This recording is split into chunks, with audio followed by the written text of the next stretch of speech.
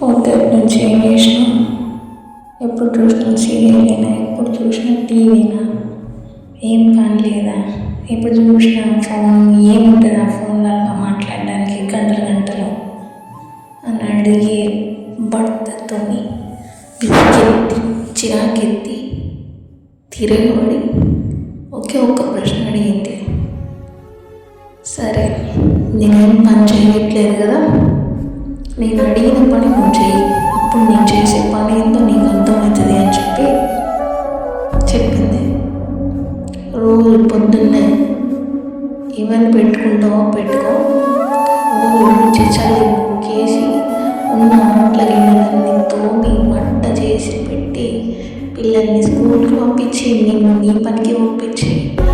బట్టలన్నీ ఉతికి ఉతికిన బట్టల్ని మడత పెట్టి ఇస్త్రీ చేసేవాడిని ఇస్త్రీ చేసి ఎక్కడున్నాయి అక్కడ సర్ది పెట్టి మళ్ళీ సాయంత్రం స్నాక్స్ చేసి చాయ్ పెట్టి పాలు పెట్టి